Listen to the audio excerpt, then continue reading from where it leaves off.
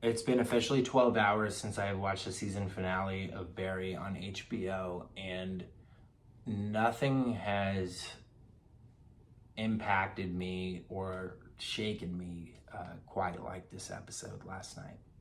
I have religiously watched this show since the beginning of season one, and everything felt like it led up to this point, which is why it felt like a series finale and not a season finale, but we know we're getting another season. I'm not sure where we go from here. Let's start with talking about Bill Hader and his role as Barry, but also his directing.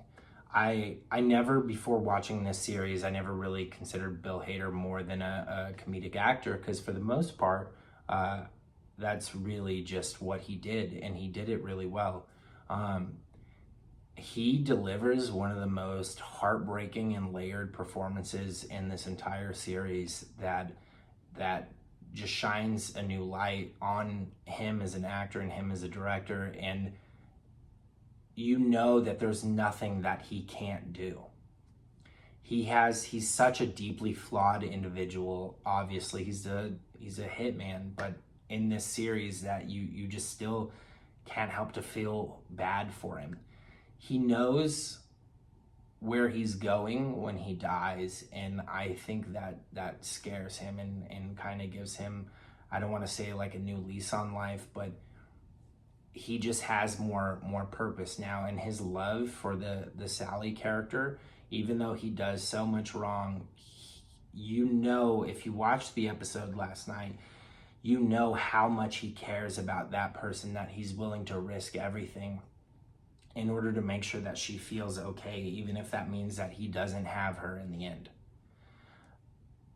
The action sequences in this season just caught me by surprise, and by the end of the episode, I see directed by Bill Hader. I really hope that Hollywood, some studio, something gives him a feature film and just lets him take on his newfound directing career, as well as acting.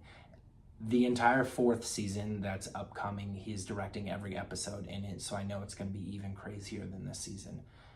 Bill Hader wanted this last night's episode to feel like one big panic attack, and well, bravo, sir, because as somebody who suffers from them quite often, I was on the edge of my seat from the very beginning until the very end.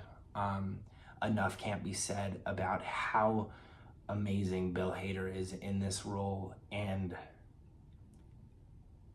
there's a moment where there's a look of betrayal in his eyes, and he doesn't need to say anything for you to feel exactly what he's going through. In last week's episode, he didn't say anything for the entire episode, and it wasn't until somebody pointed it out to me a couple of days later that I even realized that.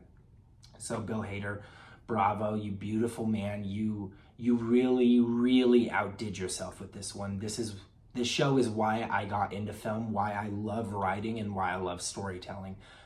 I can't say enough amazing things about Bill Hader and what he's done, as well as Alec Berg, because they are co-creators of this show. Let's talk about Henry Winkler's character, Gene Cousineau. Gene Cousineau is the acting teacher from season one. He's carried through all three seasons, and he is Barry's, essentially he's Barry's mentor.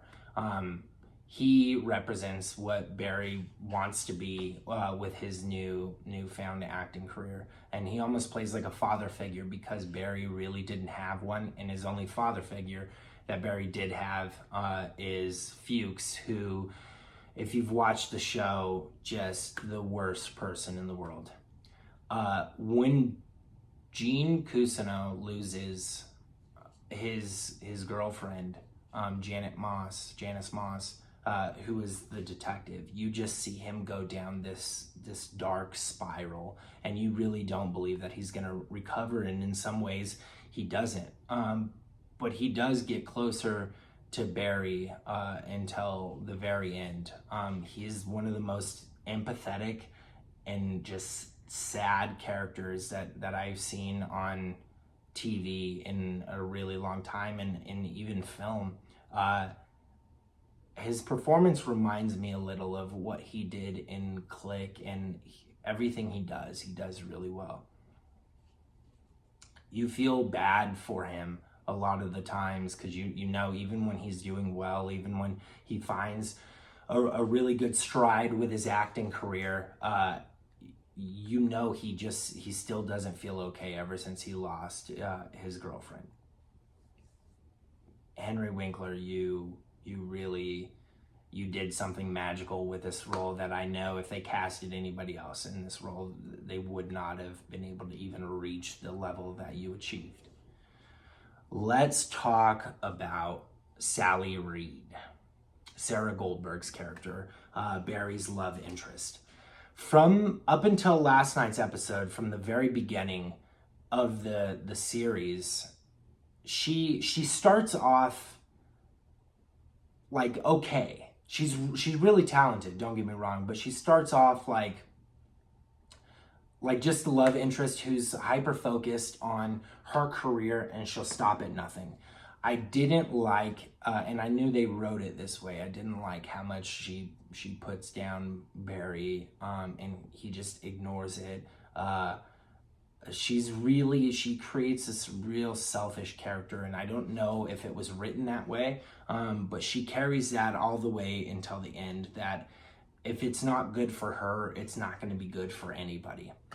Last night's episode was no exception. I won't spoil it for you guys, but she does something really, really terrible, and Barry covers it up for her, and she just disappears and just leaves everyone behind. There's a lot of hurt in her eyes, and I don't think she's fully recovered from her previous relationship because she comes from abuse as well as many other things.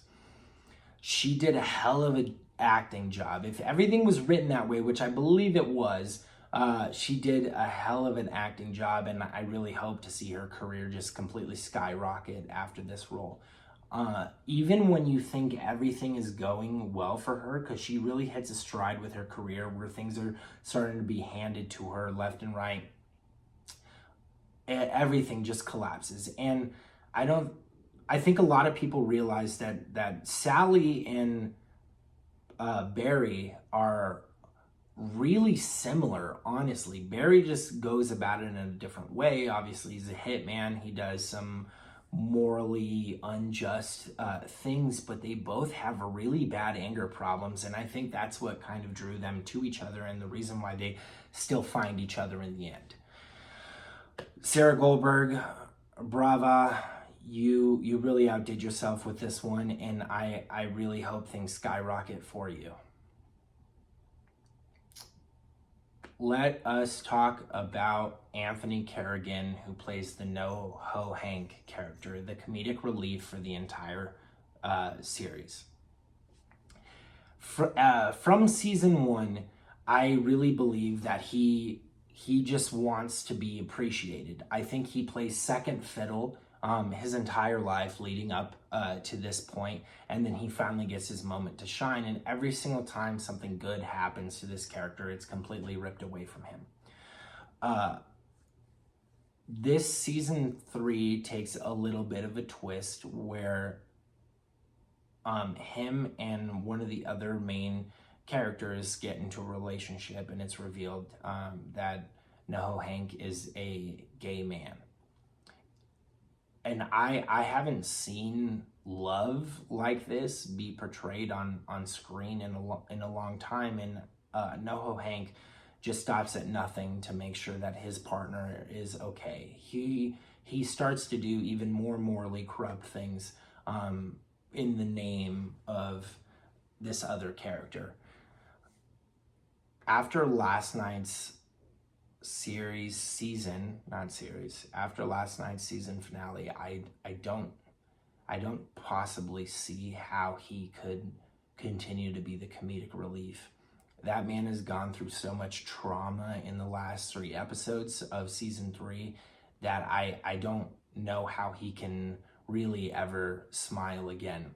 There's a moment last night where all he says is one word, the other character's name, Cristobal. He says it over and over again, and there's so much weight to the way he says it and the way he delivers that line that it just means so much more than the words that he's saying.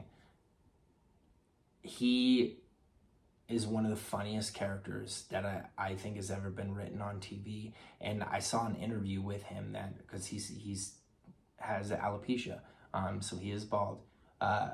When he was acting and he went bald, many people told him that nobody wants to see you in film. You're bald, you're whatever. And I think after this series, his career is going to go to new heights. No one could have played this role the way that he played this role, and I am so utterly devastated that we are going to have to wait at least minimum another year to possibly see this man again on the screen. As you can tell, I'm still reeling from what I watched last night. Last night is probably one of the darkest episodes that I have ever seen.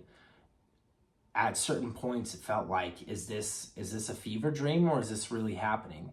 Each one of the characters somehow in a 30-minute episode went through the most severe trauma that someone could possibly go through, and Bill Hader and Alec Berg managed to intertwine all of these stories so effortlessly that by the time it was over, you jumped out of your seat screaming, "What?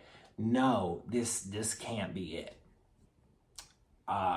I'm going to rewatch the entire series, and I suggest you guys do too.